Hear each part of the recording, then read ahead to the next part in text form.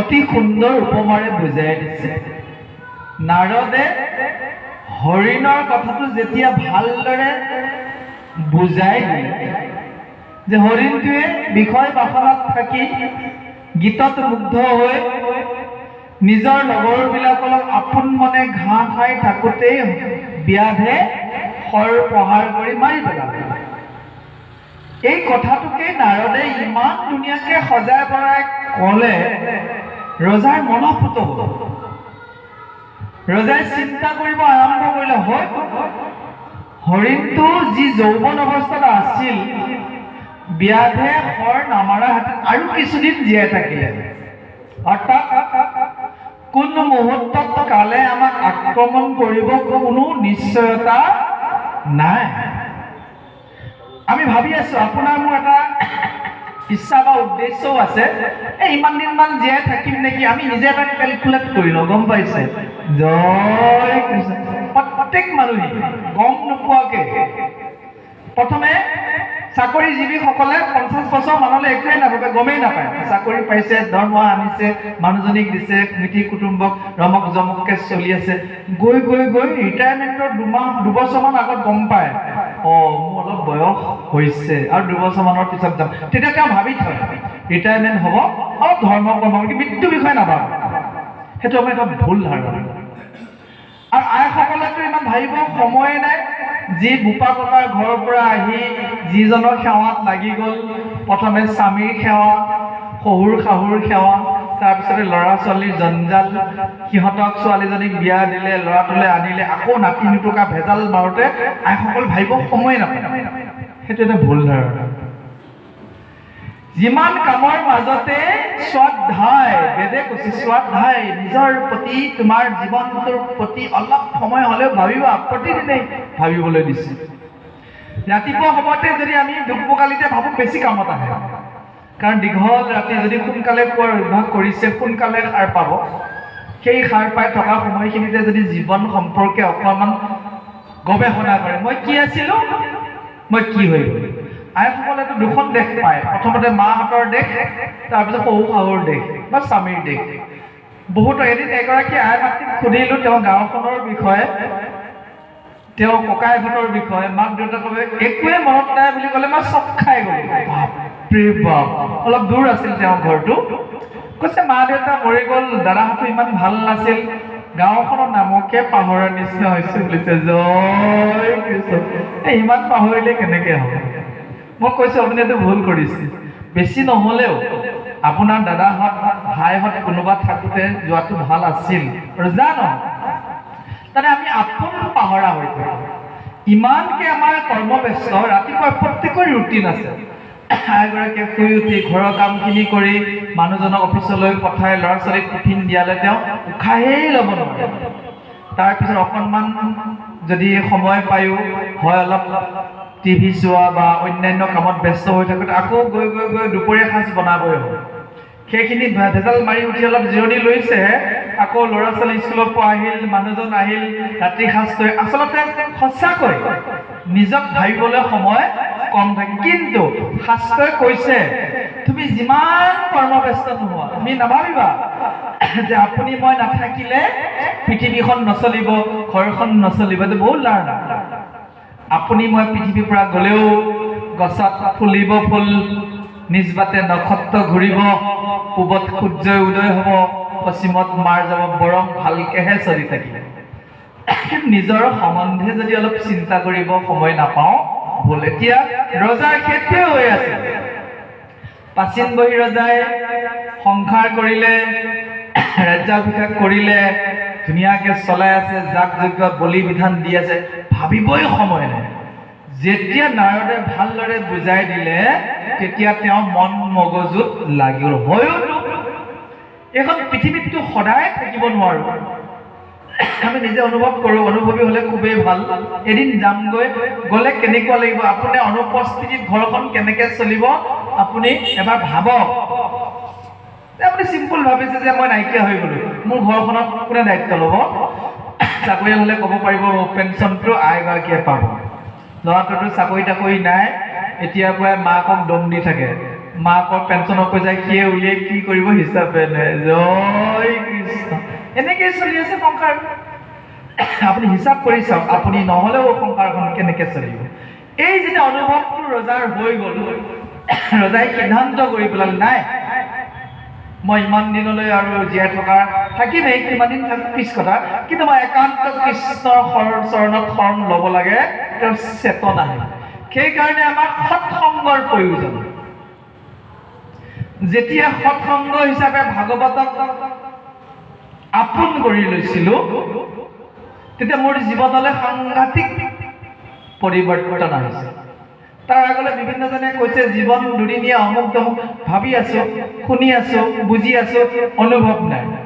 যেতিয়া ভাগৱতখন এফালৰ পৰা অধ্যয়ন কৰি গলো, গোটেই শৰীৰ শিহৰিত হৈ গৈছে। বহু ৰজা মহাৰজাৰ কাহিনী আছে, পৃথিৱী শাসন কৰিছে, বৰ্তমান নাই। সেইটোৱে অনুভৱ আছিল। এইখন পৃথিৱী এসময়ত একচ্ছত্ৰীভাৱে দুৰ্যোধনে শাসন কৰিছিল। কাৰণ সেইখিনি সময়ত ধৃতৰাষ্ট্ৰ আছিল ৰাজপাটত, দুৰ্যোধনে শাসনৰ ক্ষমতাটো লোৱাৰ নিচিনা। সেই দুৰ্যোধনক পৰাভূত কৰি যুধিষ্ঠিৰ আহিল, তেওঁ গুচি গ'ল। চাওকচোন, ডাঙৰ ডাঙৰ মহাৰাজ পৰীক্ষিত আছিল, তেওঁ গুচি গ'ল। আপুনি ময়ো যাব যে লাগিব খাটা। ভাগৱত অধ্যয়ন কৰোঁতেই গম পালো, পৃথিৱীলৈ আহে কেৱল যাবলৈ, আৰু জীয়াই থকাৰ সময়খিনিত কৃষ্ণ সংস্কৃতিৰ প্ৰতি যদি কোনোবাই ধাবিত হৈছে, কৃষ্ণক যদি কোনোবাই হৃদয়ত স্থান দিছে, তেওঁৰ জীৱন সাৰ্থক হৈছে। বাকীবোৰ আকৌ নৰকলৈ গৈ পুনৰপি জনমং পুনৰপি মৰণং জননী যথৰে পুনঃ শয়নম। মাতৃৰ গৰ্ভত জন্ম লাভ কৰাটো কিমান ভয়ংকৰ, তৃতীয় স্কন্ধত বুজাই দিছে।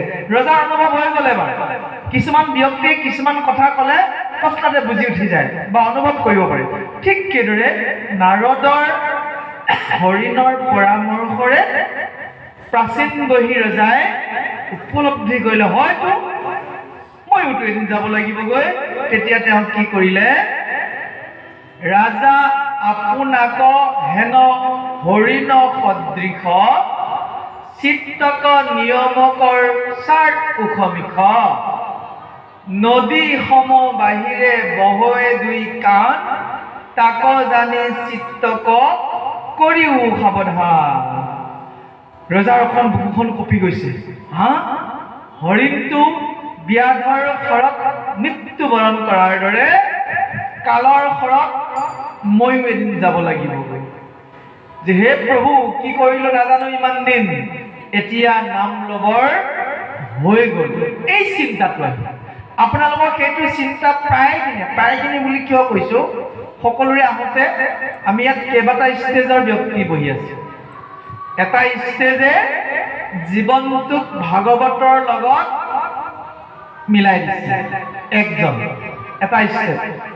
আৰু এটা ষ্টেপে দিছে যে শুনি ভাল লাগে, গ'লে কিবা এটা পাওঁ, সেইকাৰণে শুনা গৈছে, ইত্যাদি ইত্যাদিকে আমি কেইবাটাও ভাগ। আৰু এটা ভাগে এনেকুৱাকে ভাবিছে, আগৰ জীৱনটো মই যেনেকৈ আছিল, সুখ আছিল, শান্তি কম আছিল, মোৰ অভ্যাসবোৰ অলপ খেলি মেলি আছিল, ৰাস মন্দিৰলৈ আহি দেখোন অভ্যাসবোৰ অলপ পৰিৱৰ্তন কৰিব পাৰিছোঁ, কিবা এটা নতুনৰ সন্ধান পাইছোঁ। নতুনৰ সন্ধানটোৱে গৈ যিদিনাখন আপুনি কৃষ্ণক লগ পাই যায়, প্ৰথমে অনুভৱ, পিছত দৰ্শন। অনুভৱটোতেই বহুত কাম হৈ যায়। কৃষ্ণ হৃদয়ত আছে, সৰ্বভূতত আছে, ভাগৱতত বিৰাজমান, ভকতৰ সংগত বিৰাজমান। এইটো অনুভৱতে মানুহজনে জীৱনৰ সৰ্বোচ্চ শান্তি পায়। সেইখিনিত নিয়ম নিষ্ঠাৰে কৰি গৈ থাকিলে, যেতিয়া আপোনাক সপোনতে আহি ধুনীয়াকৈ কৈ থাকিব, ধুনীয়া ধুনীয়া সপোন দৰ্শন দিয়ে থাকিব, আপুনি আৰু শান্তি পাব। সেই স্তৰটোৰ পাৰ হৈ যেতিয়া তেওঁ দৰ্শন লাভ কৰিব, সিদিনা পাব কেনেকুৱা হ'ব আপোনাৰ। আৰু সেইটোকে শাস্ত্ৰত বাৰম্বাৰ কৈ আছে যে কলিৰ যুগ একমাত্ৰ শ্ৰেষ্ঠ, যি যুগত নামত শৰণ লৈ কৃষ্ণৰ একান্ত ভকত হৈ কৃষ্ণ সংস্কৃতিত আত্মবলিদান কৰি কৃষ্ণক লগ পায় তেওঁ তালৈ যাব পাৰে। এইটো একমাত্ৰ যোগ। ধন্য ধন্য কলিকা। প্ৰথম অৱস্থাত ভগৱান বাংময় অৱস্থাত শব্দৰূপে আছে। এই শব্দবোৰে জীৱন্ত হোৱা আৰম্ভ কৰে। উদাহৰণস্বৰূপে বুজাই দিছে, বহু দিনৰ পৰা শুনি আছিলো, গাই আছিলো, সমস্ত ভূততে ব্যাপী আছো মই হৰি, সবাক মানিবা তুমি বিষ্ণু বুদ্ধি কৰি। বহুতৰে মুখস্থ আছে, কিন্তু যিদিনাখন আপোনাৰ হৃদয়ত সাজ বহি যাব, প্ৰত্যেকৰে হৃদয়ত থকা আত্মা পৰমাত্মাই শ্ৰীকৃষ্ণ, সিদিনা আপুনি কাকো হিংসা কৰিব নোৱাৰা হৈ যাব। শত্ৰুজনো সিদিনা আপোনাৰ বাবে আপোন হৈ উঠিব। সেই অনুভৱটো যিদিনা হ'ব, একে শুনি আছো অৱশেষত কোনোবাই এদিন সি আপোনাৰ হৃদয় চুই যাব। আৰু সেই বাক্যমতে যেতিয়া আপুনি যোৱা আৰম্ভ কৰিব, জীৱন যাপন কৰা আৰম্ভ কৰিব, আপোনাৰ জীৱনৰ প্ৰক্ৰিয়াটোৱে সুকীয়া হৈ যাব। সিদিনা আপোনাৰ খাদ্যৰ সংস্কৃতি সম্পূৰ্ণ বদলি যাব। চিন্তাধাৰা, মানুহৰ প্ৰতি আচাৰ আচৰণ, ব্যৱহাৰ, কথা বতৰা সকলোবোৰ পৰিৱৰ্তন হৈ যাব। সেই পৰিৱৰ্তনৰ চূড়ান্ত শিখৰত ভগৱানে কৈছে, মই আৰু তেওঁক দেখা নিদিয়াকে থাকিব নোৱাৰো। কাই বাক্য মন্দিৰে এক হৈ যাব, ভগৱান আপোনাৰ আগত সন্মুখত খাৰা হৈ যাব। অলেখ উদাহৰণ আছে। সাধাৰণতে মানুহে ভগৱানৰ দৰ্শন পায়, বেলেগলৈ আপুনি যাব নাই। মহাপুৰুষ শংকৰদেৱে ৰচনা কৰা কীৰ্তনৰ শেষত দিয়া উৰেষা বৰ্ণনা চাব, ইন্দ্ৰধন্য ৰজাই প্ৰাৰ্থনা কৰি আছে, প্ৰভু মই দৌল নিৰ্মাণ কৰিলো, কি প্ৰতিমা দিম মইতো জানা নাই। মহাপুৰুষ শংকৰদেৱে বাংময় মূৰ্তি আমাক গুণমালা দিলে, ভাগৱত দিলে ইত্যাদি। তেওঁ মন্দিৰত কি স্থাপনা কৰিব জনা নাই, ভগৱানক অৰ্পণ কৰি গৈছে, প্ৰভু তোমাৰ যদি মই সঁচা ভক্ত হওঁ, আজি মোক তুমি কবাহি। শুই আছে, টোপনি অহা নাই, টোপনি অলপ চিলমিলকে আহিছে, আহি সপোনতে কৈছে, হেৰি নহয় তুমি ৰজা, তুমি যিফালে যোৱা বহু ব্যক্তি যায়, ধনুষৰ লৈ পালি পহৰীয়া, অকলে যাবা, অকলে গ'লে মোক লগ পাম। অৰ্থাৎ কাঠ এটুকুৰা দেখা পাবা আৰু দুজন ব্যক্তিক দেখা পাবা, তেওঁলোকে তোমাৰ ইয়াত কি মন্দিৰ প্ৰতিষ্ঠা কৰিব লাগিব জানিবা। এই যে ইন্দ্ৰদিন্য ৰজা কোন? আপোনাৰ নিচিনা মোৰ নিচিনা মানুহ, কোনো স্বৰ্গৰ দেৱতা অন্য একো নহয়। যেনেকে নৰেন্দ্ৰ মোদী, তেওঁতো ৰজা, তেওঁ তেজমহলৰ মানুহ নহয়। ঠিক ইন্দ্ৰদিন্য সেই সময়ত এজন প্ৰভাৱশালী পৰাক্ৰমী ৰজা আছে। সপোনত দেখা পালে, একান্ত দেখা পালে, গৈ ৰাতিপুৱা দেখা পাই ধমকে তাৰ পৰা উঠিলে আৰু কাকো একো কোৱা নাই। হাতত কুঠাৰখন লৈছে, পালি পহৰীয়া কাকো জনা, কাৰণ সপোনত দেখা পাই গ'ল, সপোনতহে দেখিছিল। গৈ তেওঁ সাগৰৰ তীৰত সঁচাকৈ দেখিছে মাজাতি কাঠ, যিটো সপোনত কৈ আছে তাকে দেখা পাইছে। কোনে বনাব, কেনেকে বনাব, সপোনত নিৰ্দেশ দিছিল, পাই গ'ল। বিশ্বকৰ্মা আৰু কৃষ্ণক লগ পাই গ'ল, বনাই দিলে। কাহিনীটো আপোনালোকে তাতে চাই ল'ব, খুব সুন্দৰভাৱে আছে। মই অলপ চমুকে কৈছোঁ, সপোনত যদি সঁচা অৰ্থত বাস্তৱিত নহ'লহেঁতেন, তেতিয়াহ'লে এই কথাটো কেতিয়াও প্ৰামাণিক হিচাপে নহ'ল। সপোন দেখা পাই আছে দুকমুকালিত, ৰাতিপুৱা গৈছে, কাঠডাল পাইছে, আকৌ ৱাৰ্ণিং দিছে যে যিজনে বনাব তেওঁ মাজতে তুমি কি কৰিব, খুলিব নোৱাৰিবা। ইত্যাদি ধুনীয়া কাহিনী চাই লওক। এই যে সংযোগটো কেনেকে সম্ভৱ হ'ল, এজন প্ৰকৃত ভক্ত। ঠিক সেইদৰে আপোনাৰ দেহ মন প্ৰাণ যেতিয়া কৃষ্ণত সমৰ্পণ হৈ গ'ল, তে আপোনাৰ সমস্ত নিৰ্দেশনা তেওঁ দি থাকিব। সেইটো অৱস্থা যিদিনাখন পাবগৈ, তাক মুখ্য সাধন বুলি কোৱা হৈছে। ধৰ্ম, অৰ্থ, কাম, মুখ্য, চাৰিটা ষ্টেজ পৃথিৱীত চতুৰ্বৰ্গ সাধন বুলি কোৱা হয়। এতিয়া আপোনালোকে যদি খাদ্য সংস্কৃতি ধৰ্ম সম্বন্ধ কৰিছে, মন যদি কৃষ্ণত লগাইছে, ভাগৱতৰ প্ৰতি যদি প্ৰেম আহিছে, আপোনাক ধৰ্ম কৰিছে। এই ধৰ্ম কৰোঁতে যি অৰ্থনৈতিক খুচিতা আছে, ধন সম্পত্তিৰ প্ৰতি লালয়তী নহয়, কিন্তু লাগতিয়াল ধন প্ৰচুৰ পৰিমাণে আছে, কাৰো অন্যায় কৰিব লগা হোৱা নাই, তেতিয়াহ'লে আপুনি অৰ্থনীতি দেশতো আগবাঢ়িছে। এই দুইটা ষ্টেজ পাৰ হৈ আপোনাৰ পূৰ্ণ যৌৱন আছে, বিষয় ভোগ কৰাৰ ক্ষমতা আছে, কিন্তু আপুনি শাস্ত্ৰৰ দোহাই দি, ব্ৰহ্মচৰ্যৰ দোহাই দি আপুনি কাম বাসনা চৰিতাৰ্থক পিছুৱাই আছে, এৰি দিছে, বৈৰাগ্য লৈছে। তিনিটা হৈ গ'ল, ধৰ্ম, অৰ্থ, কাম। মুখ্যটো নিজে নিজে আহে, মুখ্যটো অট'মেটিক। জীৱন তাতে মুখ্য হোৱা বহুত ব্যক্তি আছে, পৃথিৱীতে আছে। পদ্মপত্ৰ জলৰ নিচিনা খুব সুন্দৰভাৱে প্ৰাচীন বৰ্হি ৰজাই বুজি উঠিলে যে নাৰদে মোক যি কৈছে এয়া মোৰ গ্ৰহণীয়, আৰু যদি এইটো মই সময়মতে গ্ৰহণ কৰোঁ তেতিয়াহ'লে মই মোৰ আত্মাক উত্তৰণ ঘটাব। উত্তৰণ তাৰমানে আত্মাৰ উত্তৰণ মানে আমাৰ আত্মাটো অধঃপতিত হৈ আছে, বেয়া কামত লিপ্ত হৈছোঁ, আমি নৰকত পতিত হৈছোঁ। পৃথিৱীত আমি ঊৰ্ধ্বগামী হ'বই পৰা নাই। ঊৰ্ধ্বগামী হ'বলৈ, আত্মাৰ উত্তৰণ হ'বলৈ সৎসংগৰ প্ৰয়োজন, ভাগৱতৰ আশ্ৰয়ৰ প্ৰয়োজন। আৰু ৰজাইও এতিয়া অনুভৱ কৰি আত্মাৰ উত্তৰণ ঘটাবলৈ চেষ্টা কৰিব।